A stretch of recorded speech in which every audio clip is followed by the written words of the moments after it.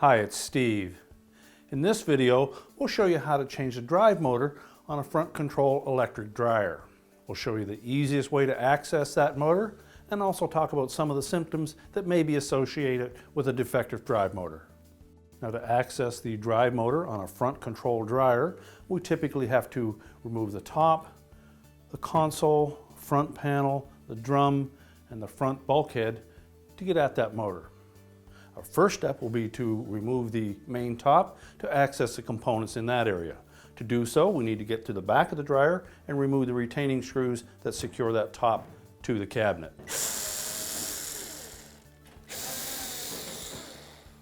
And we're simply going to grasp both sides of that top, lift that top off, and then we can set that aside.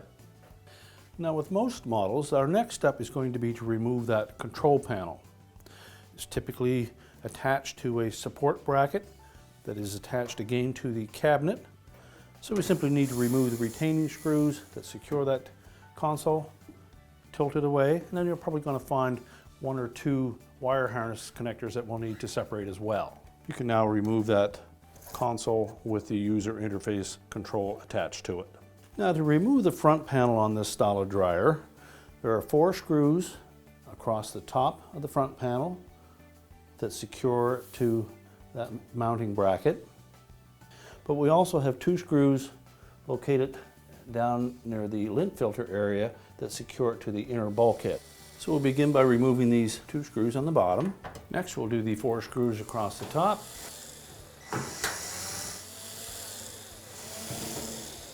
Now, with the screws removed, we still have a couple of spring clips here at the top that will hold that front panel in place. So we simply need to just lift slightly on that or pry slightly across the top, pull it forward, and that'll give us access to disconnect the harness to the door switch. Now, with the front panel tilted forward, we expose 3 little hooks across the base of the dryer frame. We simply need to lift that front panel off and remove it. Now, with the front panel removed, we can then inspect the rest of the front of that dryer, and as well we can see that that bulkhead tucks up in behind the support bracket across the front. So we'll begin by taking this shorter screw out that holds that control housing in place, and then the retaining screws for the support bracket.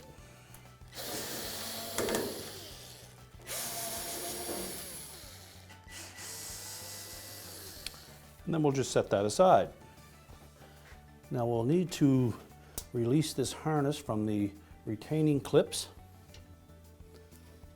Simply untwist those, and we'll unplug the harness connector from the light bulb socket.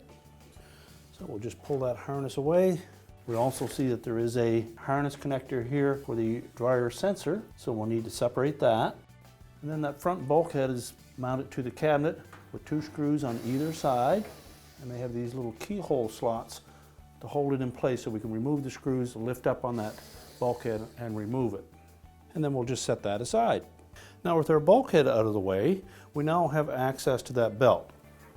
If it's still attached firmly to the motor and idler pulley, you'll need to release that.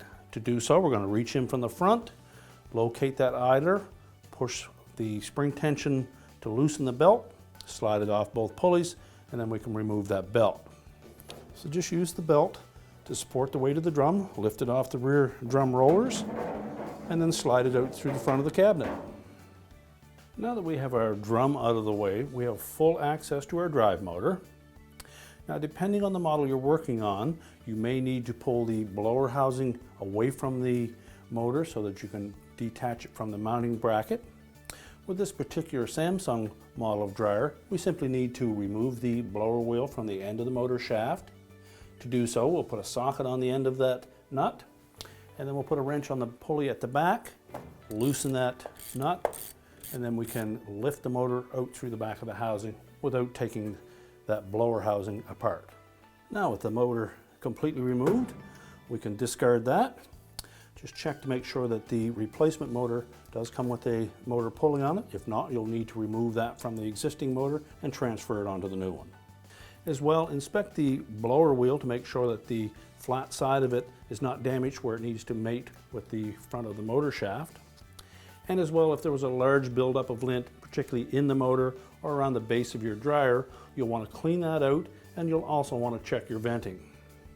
Visit our website and we have an excellent video on how to properly clean your dryer vents. Thank you so much for watching. We certainly hope this video helped you repair your dryer.